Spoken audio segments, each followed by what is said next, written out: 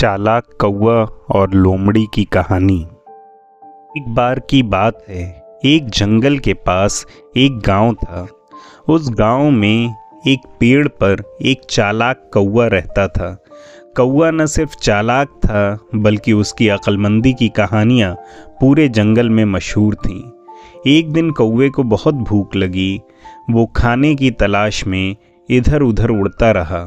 उड़ते उड़ते उसने एक खेत में रोटी का एक टुकड़ा देखा। वो फौरन नीचे उतरा और रोटी को अपनी चोंच में दबाकर उड़ गया।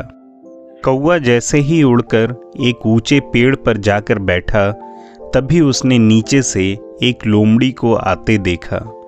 लोमड़ी की नज़र कौवे की चोंच में दबे रोटी के टुकड़े पर पड़ी। लोमड़ी को रोटी चाहिए थी, लेकिन उसे पता था कि कौवा आसानी से रोटी नहीं देगा। लोमड़ी ने एक चाल सोची। उसने कौवे से मीठी आवाज में कहा, कौवे भाई, आपके काले पंख बहुत खूबसूरत हैं। आप तो इस जंगल के सबसे खूबसूरत परिंदे हैं। कौवा लोमड़ी की बात सुनकर मुस्कुराया, लेकिन कुछ बोला नहीं। वो समझ गया कि लोमड़ी चालाकी कर रही है। लोमड़ी ने फिर कहा, और आपकी आवाज़ तो इतनी खूबसूरत है कि अगर आप गाना गा दें तो जंगल के सारे जानवर आपकी तारीफ करेंगे। मेहरबानी करके एक बार गाकर सुनाएं।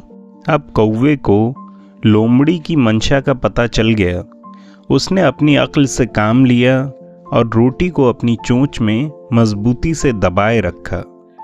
फिर उसने रोटी को नीचे गिराने का नाटक किया और फौरन जाकर उसे अपनी चोंच में फिर से दबा लिया। लोमड़ी ने सोचा कि रोटी गिर गई होगी और वो उसे उठाने दौड़ी, लेकिन तब तक कौवा रोटी लेकर उड़ गया। ऊपर से कौवे ने लोमड़ी को देखकर कहा, चालाकी करना तुम्हारे बस की बात नहीं, अब भूखी रहो। लोमड़ी अफसोस करती हुई वहाँ से चली गई और कौवा आराम से अपनी रोटी खाकर खुश हो गया। इस कहानी से हमें सबक मिलता है कि हमेशा हमें अपनी अक्ल का इस्तेमाल करना चाहिए और दूसरों की मीठी बातों में नहीं आना चाहिए।